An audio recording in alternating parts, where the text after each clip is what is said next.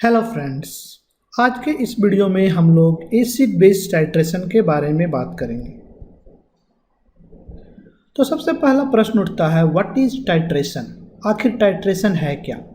तो टाइट्रेशन एक तरह का मेथड है जिससे किसी सॉल्यूशन में अगर सॉल्यूट का कंसंट्रेशन अननोन है तो आप उसको निकाल सकते हैं।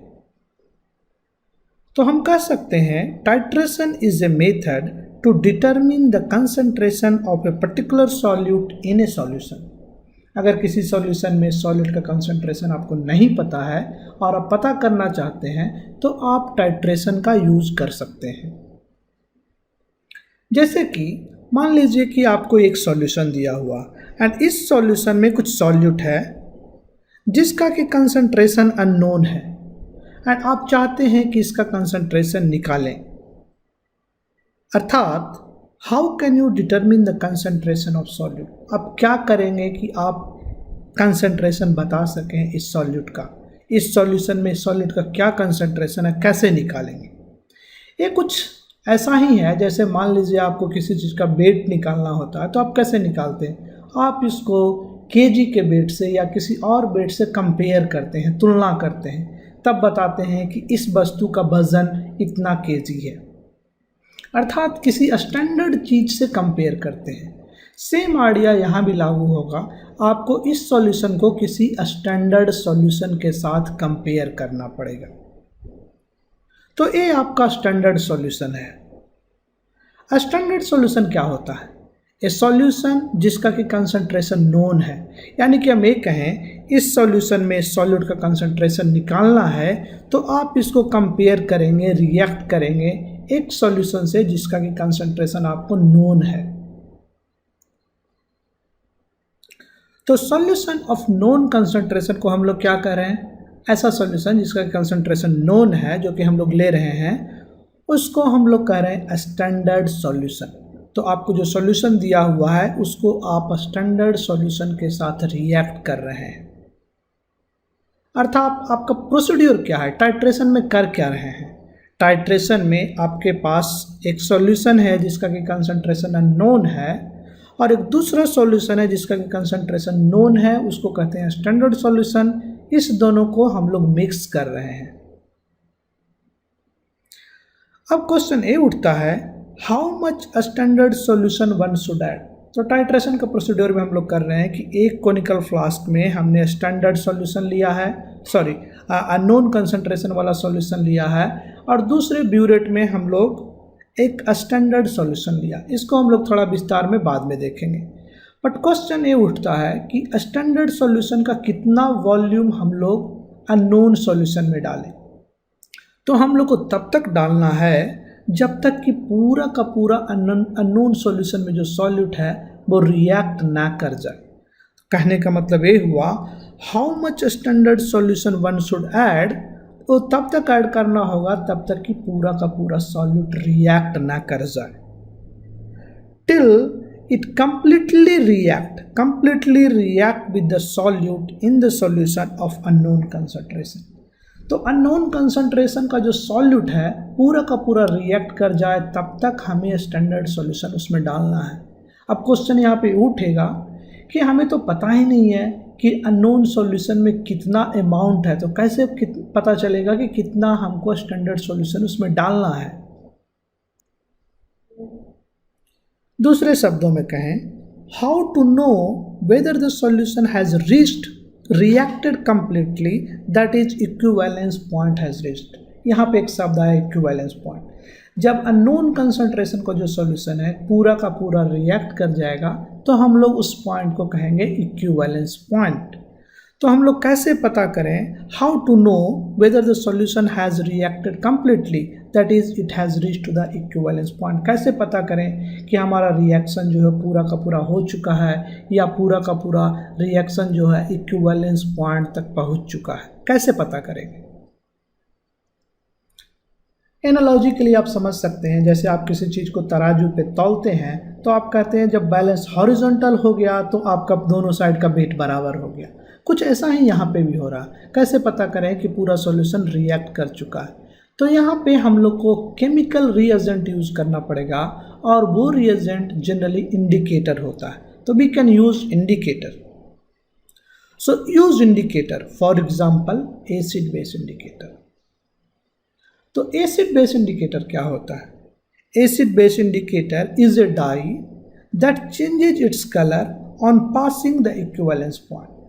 तो equivalence point के पहले डाई का कुछ दूसरा कलर होगा और equivalence point के बाद डाई का कुछ दूसरा कलर होगा.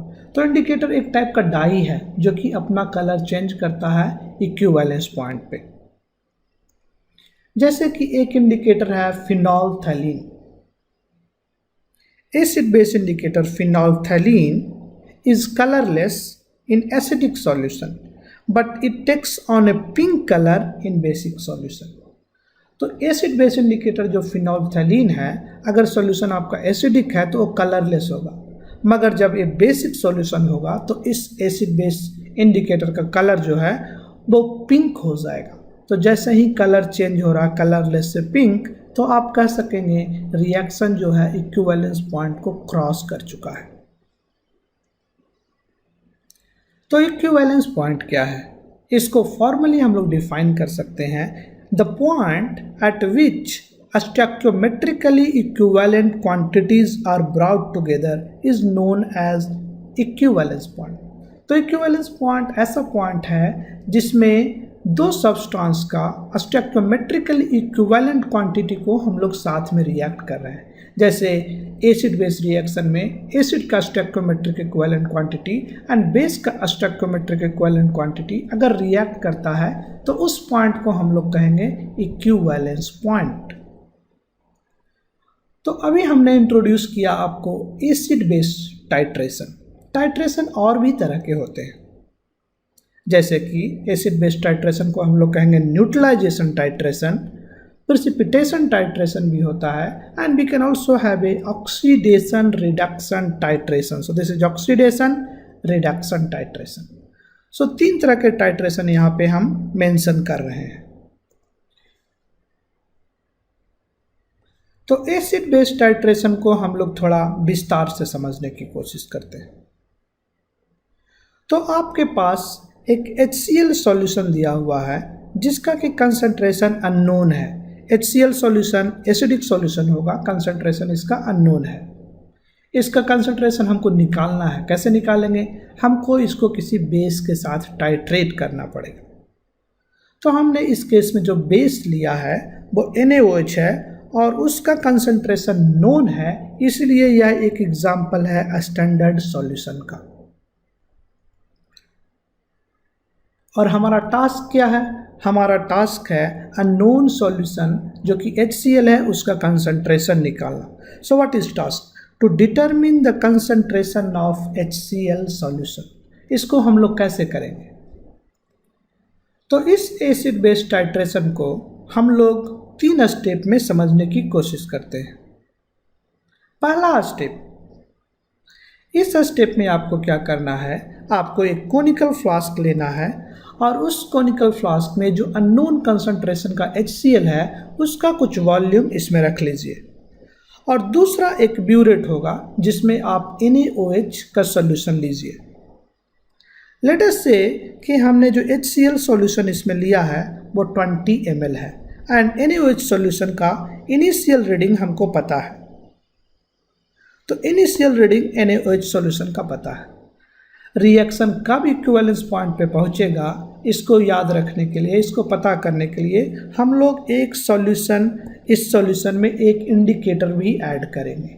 1-2 ड्रॉप इंडिकेटर का ऐड कर दीजिए. कुछ देर पहले हमने कहा कि फिनोल्फथैलीन एक ऐसा इंडिकेटर है जो कि एसिडिक मीडियम में कलरलेस होता है एंड बेसिक मीडियम में पिंक होता है. तो हम लोग इस रिएक्शन में और इस टाइट्रेशन में, एसिड बेस टाइट्रेशन में फिनोल्फथैलीन इंडिकेटर यूज करने जा रहे हैं. जैसा कि हमने पहले भी कहा, इस ब्यूरेट में हमने NaOH का सॉल्यूशन लिया जिसका कि कंसंट्रेशन हमें नोन है. So this burette is filled with a standard solution of NaOH. अब नेक्स्ट स्टेप में क्या करेंगे? ये हुआ हमारा पहला स्टेप में जिसमें कि सेटअप हमारा रेडी हो चुका है. इसमें हमारा एसिड है, कोनिकल फ्लास्क में, एंड ब्यूरेट में हमारा स्टैंडर्ड सॉल्यूशन जो कि बेस का है, इस केस में NaOH है। एंड हमने इनिशियल रीडिंग भी नोट करके रखा है कि ब्यूरेट का इनिशियल रीडिंग क्या है। तो नेक्स्ट स्टेप में क्या करेंगे, स्टेप 2। तो इस स्टेप में बेसिकली हम लोग ब्यूरेट से जो हमारा बेस है उसको धीरे धीरे रन करने देंगे एंड एक कोनिकल फ्लास्क में जो एसिड है उसके साथ रिएक्ट करना शुरू होगा। तो क्या होगा कि ये सॉल्यूशन तो एसिडिक था, मगर जैसे ही से इसमें ऊपर से बेस आ रहा है, एसिड बेस रिएक्शन होगा। आपको याद होगा कि एसिड बेस रिएक्शन में क्या होता है। एसिड बेस रिएक्शन में एक साल्ट बनता है और पानी बनता है, यानी कि दूसरे शब्दों में कहें तो धीरे धीरे एसिड इस कोनिकल फ्लास्क में ख़त्म होना लगेगा, क्योंकि वो रिएक्ट कर रहा है। और एक समय ऐसा आएगा कि पूरा का पूरा एसिड रिएक्ट कर चुका होगा और इसमें केवल पानी होगा, H2O। अगर एक ड्रॉप NaOH का और इस सॉल्यूशन में आएगा तो सॉल्यूशन जो है बेसिक हो जाएगा। और जैसे ही बेसिक हुआ, इस सॉल्यूशन में हमारा फिनोल्फथालीन इंडिकेटर भी था, वो अपना कलर चेंज करेगा। अर्थात पहले तो कलरलेस था, जैसे ही बेस आया ये पिंक कलर का हो जाएगा।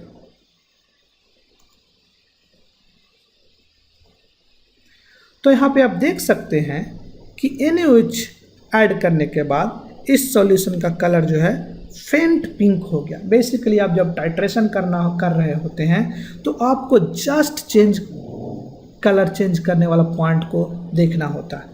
एंड करस्पॉन्डिंग इसका फाइनल रीडिंग ब्यूरेट का आप लिख लीजिए, अर्थात आपको कितना NaOH लगा इस सॉल्यूशन में और इस रिएक्शन में आप निकाल सकते हैं, क्योंकि आपका ब्यूरेट का फाइनल रीडिंग पता है एंड ब्यूरेट का इनिशियल रीडिंग पता है। आप इस दोनों को सब्सट्रैक्ट कर दीजिए तो आपको NaOH कितना लगा उसका रीडिंग मिल जाएगा। अर्थात आप कहें इस सॉल्यूशन में NaOH का कितना मोल लगा वो निकाल सकते हैं, क्योंकि वॉल्यूम पता है, कंसंट्रेशन पता है। तो एंड पॉइंट ये हुआ जिस पॉइंट पे कि जस्ट कलर आपका चेंज कर रहा है। थर्ड स्टेप जो कि एडिशनल स्टेप है, अगर थोड़ा और इसमें ड्रॉप आप डालेंगे NaOH का ब्यूरेट से तो इसका कलर और भी पिंक होता जाएगा। तो बेसिकली आपको फर्स्ट पॉइंट पे ही टाइट्रेशन स्टॉप करना है। अगर ज़्यादा NaOH ऐड करेंगे इसका कलर जो है और भी पिंक होता जाएगा। So several drop of NaOH beyond the end point a deep pink color। end point से बाद भी आप अगर NaOH डाल रहे हैं तो सॉल्यूशन का जो कलर है वो डीप पिंक हो जाएगा।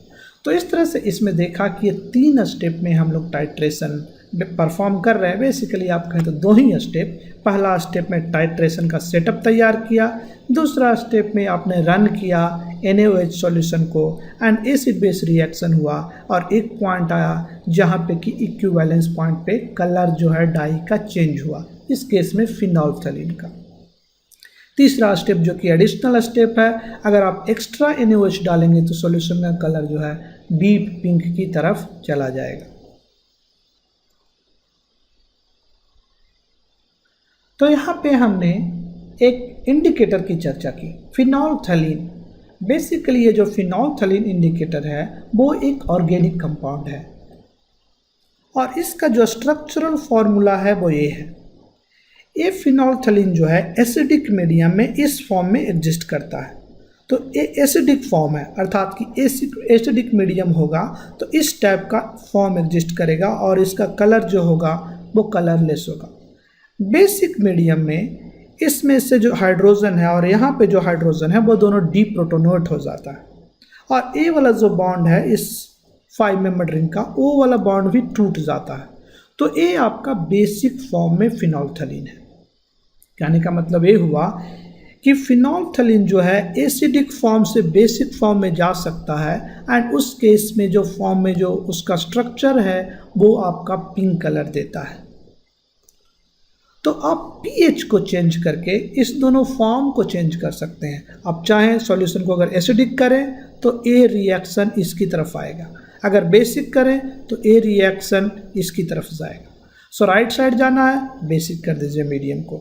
फिनोल्फथालीन का आपको एसिडिक फॉर्म रखना यानी ए वाला स्ट्रक्चर रखना, सॉल्यूशन को एसिडिक कर दीजिए।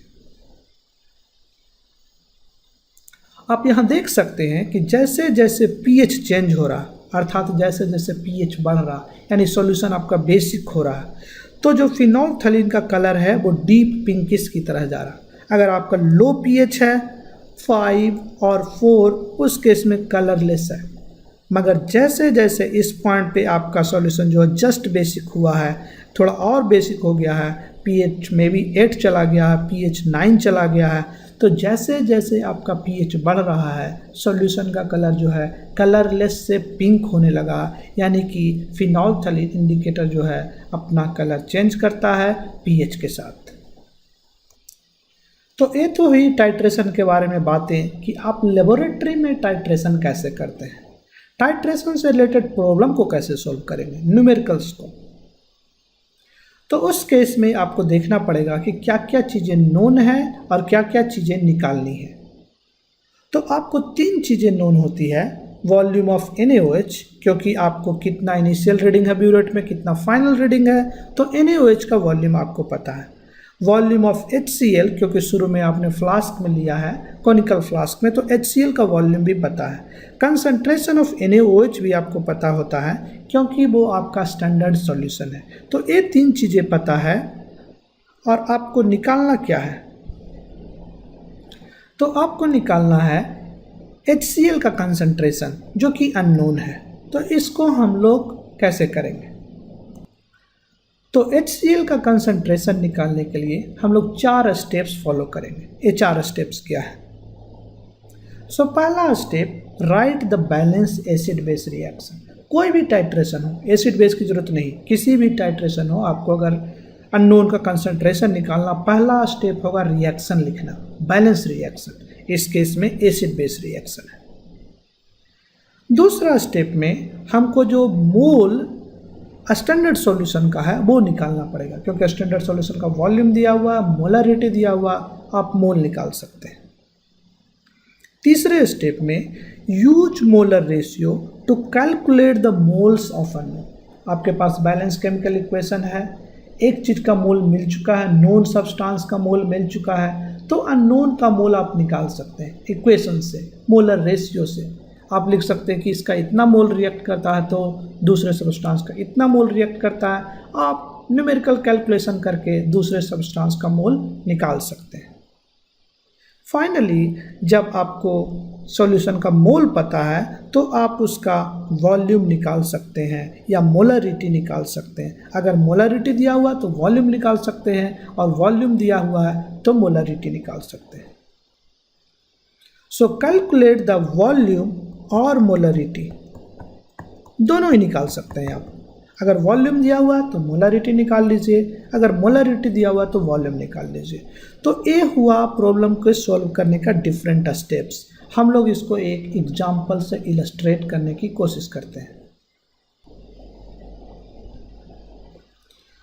तो एक सैम्पल एक्सरसाइज लेते हैं, determining the solution concentration. Unknown solution का क्या कंसंट्रेशन है, तो ये आपका प्रॉब्लम है। अच्छा, ये होगा कि आप इस प्रॉब्लम को पहले खुद से करिए, क्योंकि पढ़ने में सबसे ज़्यादा इम्पॉर्टेंट चीज़ है आप कितना करते हैं। You learn by doing, not just by listening. तो आप पहले कोशिश करिए, फिर हम लोग इसको सॉल्यूशन डिस्कस करते हैं। तो इस प्रॉब्लम में कहा जा रहा है, one commercial method use to peel potatoes is to soak them in a NaOH solution for a short time, then remove them and spray off the peel. The NaOH concentration is normally 3 to 6 m and the solution must be analyzed periodically. यानी आपका जो solution है उसका concentration 3 से 6 molar के बीच में होना चाहिए, एंड इसको हम लोग पीरियोडिकली इंस्पेक्ट करते हैं, एनालाइज करते हैं। In one such analysis 45.7 ml of 0.5 m H2SO4 is required to neutralize 20 ml of NaOH solution. Acid base reaction हो रहा। एसिड क्या है आपका? H2SO4। बेस क्या है आपका? NaOH। What is the concentration of NaOH solution? तो इस केस में आपको NaOH solution का क्या कंसंट्रेशन है वो निकालना है। कैसे निकालिएगा?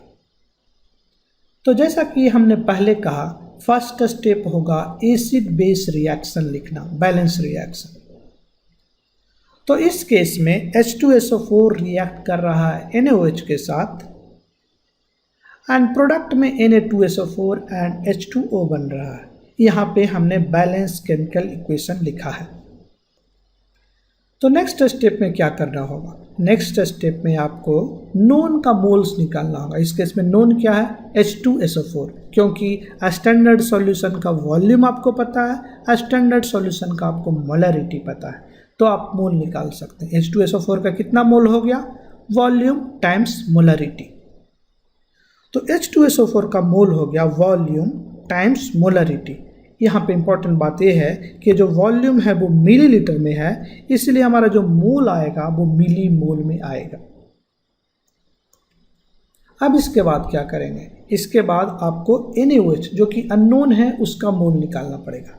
तो आप देखिए मोलर रेशियो देखिए, इस रिएक्शन में जब इसका 1 मोल रिएक्ट करता है H2SO4 का, तो NaOH का 2 मोल रिएक्ट करता है। यानी कि हम ये कह सकते हैं कि H2SO4 मोल का जो ट्वाइस है वो मोल्स ऑफ NaOH है।